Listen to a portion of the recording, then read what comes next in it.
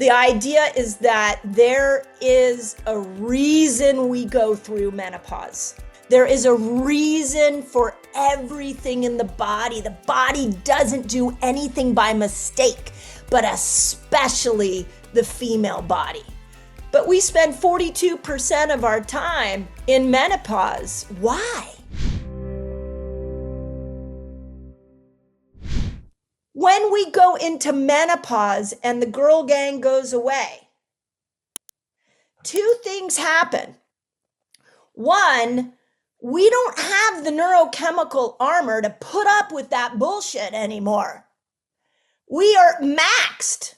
We are like, no more. I don't have the neurochemicals for you to tell me I'm good. I'm going to have to make myself good. This is big for those of you who are either in perimenopause or you're struggling.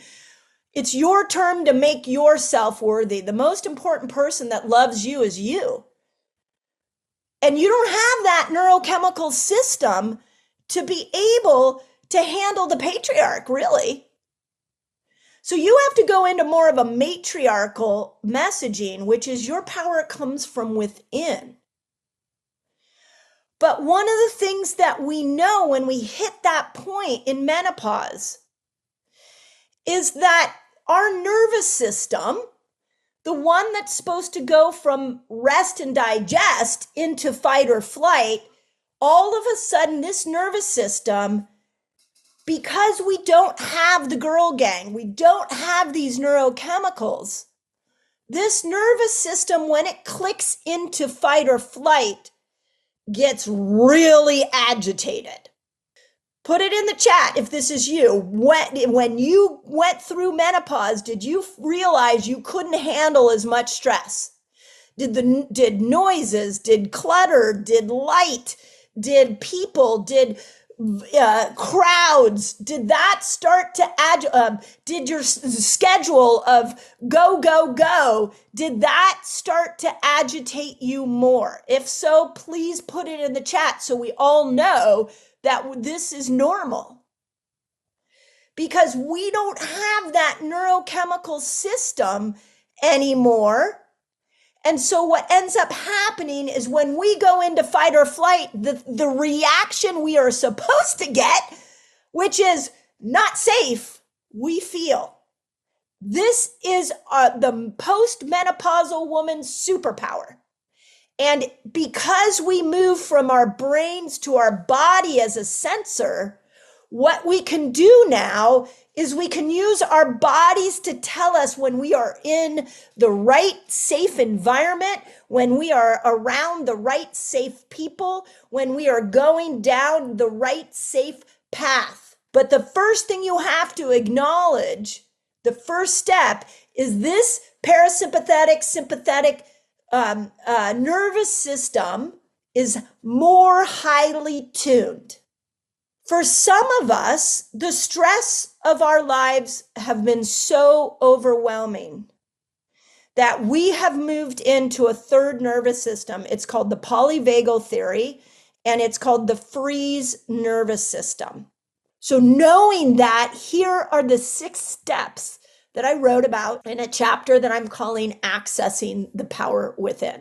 So here it is. The first thing you have to acknowledge is you have to acknowledge that your body is giving you signals.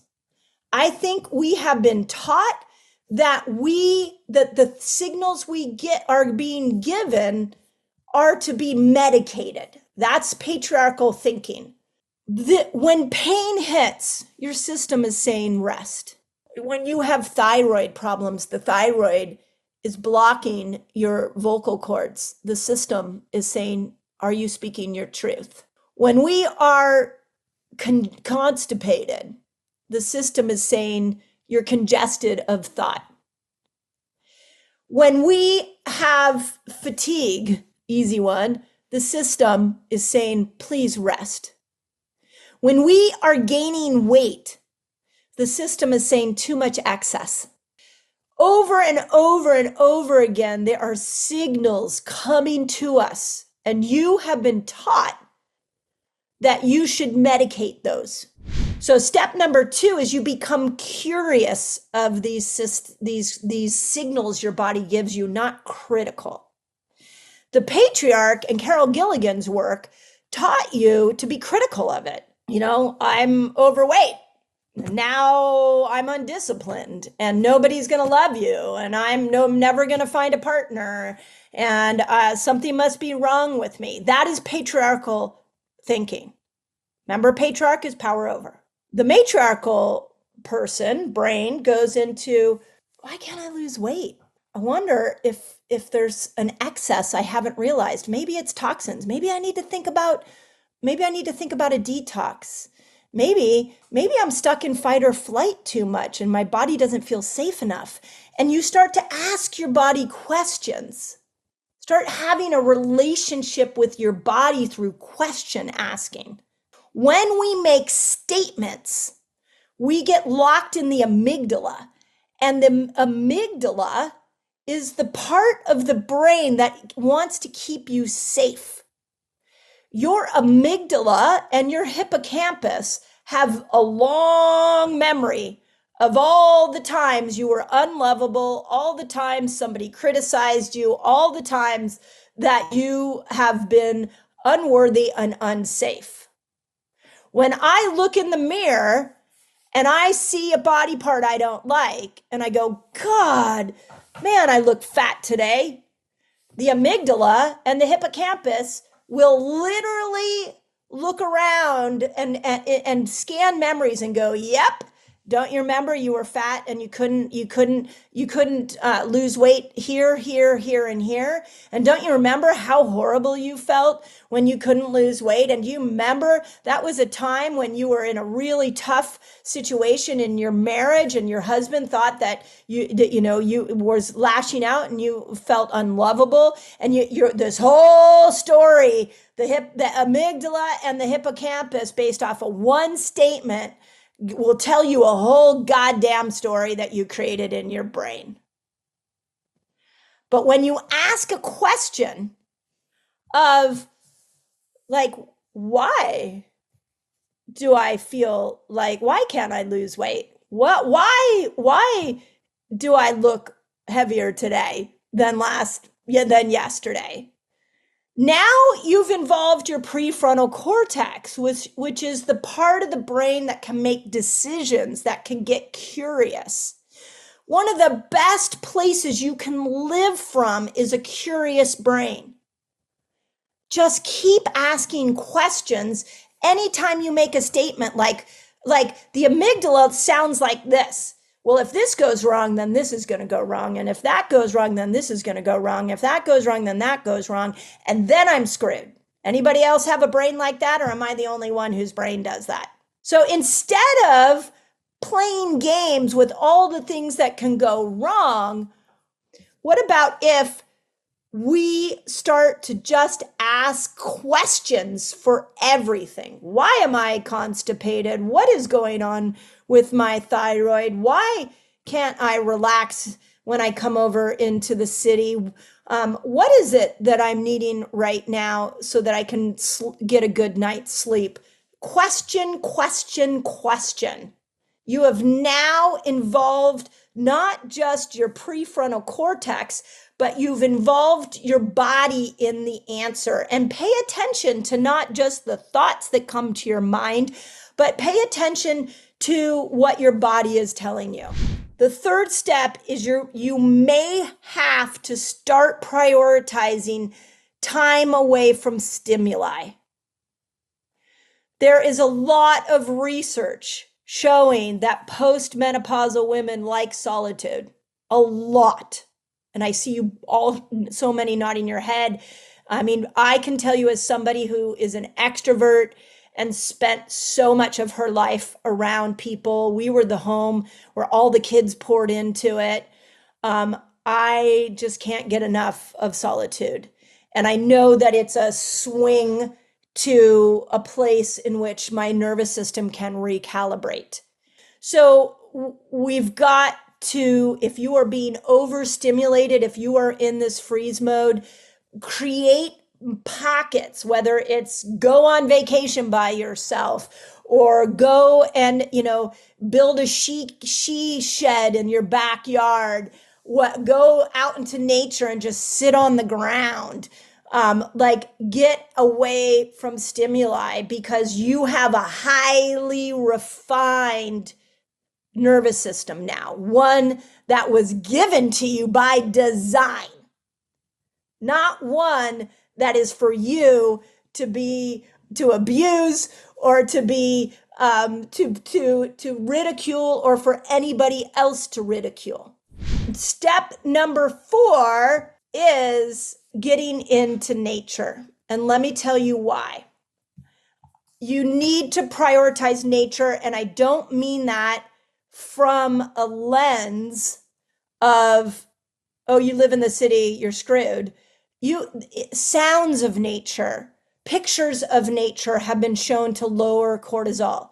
As I'm writing, I have chanting going on in languages I don't understand. I have bird noises, I have waves, anything I can get around nature. I'm taking a walk by the ocean every day. Like anything, I'm using nature as my goddamn therapist.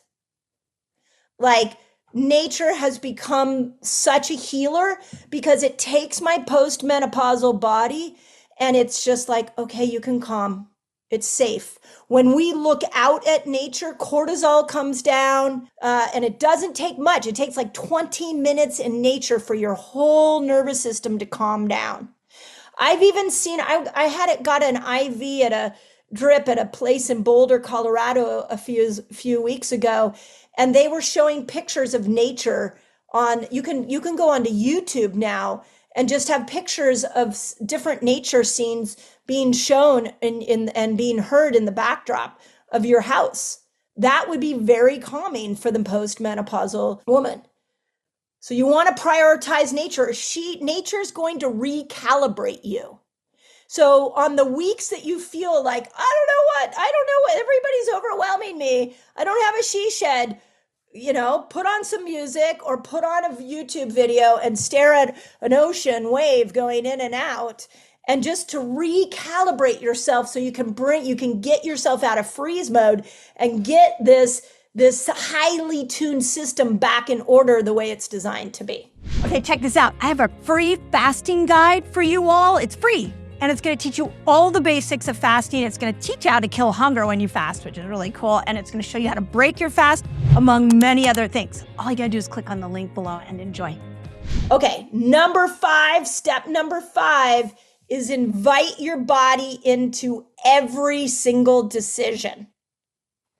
So I can tell you I'm coming down the home stretch on this book, and full transparency, I'm a little panicked because I know me, I will start saying yes to too many things. And the next thing I know, I will start being on the cadence of, oh my God, I'm on a plane every month. Oh my God, my schedule is filled up. And I will put myself back into freeze mode. It's who I know I am. So I have brought my body into every decision, and the body looks like this. I ask my body, do I want to do that? I have a couple of situations in the summer that are like, people have been like, well, people have invited me places and to do things. And I've been like, instead of my mind going, that sounds fun, I've invited my body in and said, how does that feel, nervous system? Like, put yourself there, put yourself in that schedule. You would be doing this, this, and this. Like, how would that feel? Okay. And then if I feel tense, I'm like, no, that's a no. We've all heard, if it's not a hell yes, it's a hell no. Well, that's a body decision, not a brain decision. If I feel excitement, if my body's like, yes, yes, yes, and I feel energized and I feel light, then I'm like, yeah, that's a hell yes. If I feel nothing, I'm now telling myself, well, that's neutral. You don't have enough data yet to make that decision. I'll give you an example. My son asked me to drive him to the airport. He was flying to go visit my daughter in Idaho. I'm staying in Santa Cruz right now. He was in San Jose. That's a 45-minute drive to go pick him up. And then I would have to drive him from our house in San Jose up to the San Francisco airport. That's an hour drive, and then an hour and 20 minutes to come home. Doesn't make any sense. But when he asked me, my mama heart was like, and I get to spend an hour in the car with my son. That's a hell yes. And then I went to my body and I was like, can you handle all that driving? And I was like, yes, an hour with my son to hear what he's thinking about in his life, to take him to the airport so he can go be with my other favorite human, my daughter. Fuck yeah, that's a hell yes. But the brain would have been like, that doesn't make any sense. I even said to him, this makes no sense, son, but this is how much I love you. And he was so sweetly was like, thank you, Mom. I love you too. I'm looking forward to our conversation. And we had the coolest conversation. We actually ended up geeking out on ancestral trauma, which is a whole nother thing. But I'm so happy I invited my body in, because my brain would have said, fuck no, that makes no sense. But my body was like, yes, I want to go spend an hour in the car in traffic with my son. That feels good. He's 22. I want to hear everything he has to say. And then the last one, that the number 6, is to surrender. And I will tell you, this is the hardest thing that I've had to do. In the surrender, this is where it gets really mystical. But I do believe that our postmenopausal times are the times to come into the mystical. But if we are using our brain that's been trained by the patriarch to think up our future and to try to control our future, we miss out on using our body that is programmed by the matriarch, or we are continuing to program by the matriarch to surprise us and to bring things to us that we might have not been able to think up our own self. It is one of the hardest things I have done, is to live in the unknown. And it has been a real struggle, but I finally have gotten my nervous system to settle in it. And if you're willing to surrender and understand that you now, in your postmenopausal years, you have an internal navigation system. It is finely tuned, and it wants to tell you what is good for you and what is not. And it has been hijacked by a patriarch that told you what it should look like and how it should be in order to get approval. That is a coat you are taking off now. And you get to invite your body, this finely tuned nervous system, into creating the best life for you. My most common statement that comes out of my mouth these days is, I don't know. I don't have a sense in the body yet, so I can't tell you if I want to do that or not. I don't know has rarely come out of my mouth in the last several decades, and it is my go-to answer now, because I'm going to need to sit with my body a little bit, and she and I are going to need to have a conversation of, does that feel good? Do I like that? I don't know.